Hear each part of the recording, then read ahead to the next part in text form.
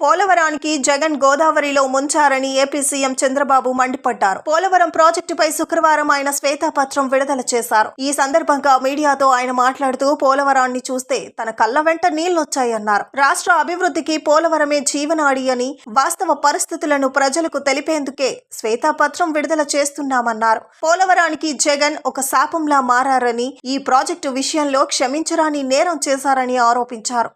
ఎంత అతలాకుతలం అయిపోయిందో మీరు చూడండి. మొత్తం ప్రాజెక్టు భౌగోళిక పరిస్థితులే మారిపోయినాయి. ఎందుకు మారిపోయినాయంటే ఈ 15 నెలల సమయంలో ఇక్కడ కొద్దిగా గ్యాప్ ఉంటే దాన్ని పూర్తి చేయకపోయే కొందికి ఆగస్టులో వరద నీరు వచ్చింది. ఇక్కడి నుంచే నీళ్లు వెళ్ళాలి, ఆ ఒత్తిడి పెరిగింది. కిందికి నీళ్లు వచ్చినప్పుడు సునామీ మారిగా సుడుగులు తిరగడం మొదలుపెట్టింది. జగన్ మూర్ఖత్వం వల్లే డయాఫ్రమ్ వాల్ దెబ్బతిందని, జగన్ ప్రమాణం చేస్తూనే పోలవరం పనులు ఆపేశారన్నారు. ప్రత్యామ్నాయం లేకుండా కాంట్రాక్టర్లను తొలగించారని, సమర్థులైన అధికారులను బదిలీ చేశారన్నారు. డయాఫ్రమ్ వాల్ దెబ్బతిందని హైదరాబాద్ ఐఐటి బృందం చెప్పిందన్నారు. దాంతో కింద నుండే ఇసుకంతా లాగేసి కొట్టుకుపోయే పరిస్థితికి వచ్చింది. అంటే చాలా డెప్త్, అంటే ఇక్కడ 2 ఉన్నాయి. ఒకటి డయాఫ్రమ్ వాల్, పైన కాఫర్ డ్యామ్ కూడా ఏదైతే ఏం వేస్తారు, జెడ్ రౌటింగ్ చేస్తారు. ఆ జెడ్ రౌటింగ్ కూడా 10 మీటర్లు 20 మీటర్ల వరకు వెళ్ళారు. ఎప్పుడైతే 10-20 మీటర్లు నీళ్లు వెళ్ళిపోయేసి ఇది సుళ్ళు కొట్టేసి మొత్తం తీసేసిన తర్వాత దాని కింద కూడా వెళ్ళిపోయింది. అంటే ఫౌండేషన్ కాఫర్ డ్యామ్ కూడా దెబ్బతినే పరిస్థితికి వచ్చింది. దాంతో ఇప్పుడు ఏదో చిన్న చిన్న రిపేర్లు చేశారు, కానీ నీళ్ళు ఆగడంలా. నీళ్ళు ఆగకపోతే కాఫర్ డ్యామ్ కట్టలేము, డయాఫామ్ వాల్ కట్టలేము, డయాఫామ్ వాల్ కట్టకపోతే ఈసీఆర్ఎఫ్ చేయలేము.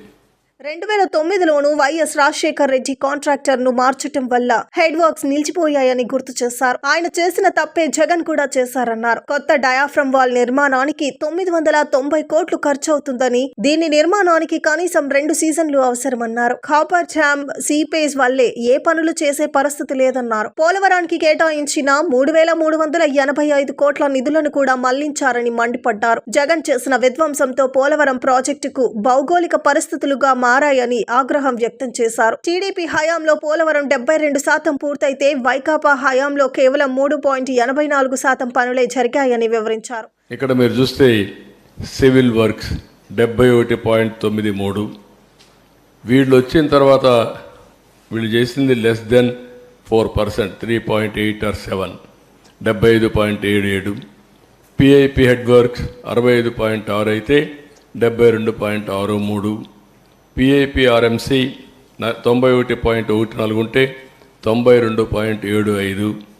ఎల్ఎంసి లెఫ్ట్ మెయిన్ కెనాల్ 70.99 ఉంటే 73.07. ల్యాండ్ అక్విజిషన్ అండ్ ఆర్ 18.66 ఉంటే 22.55.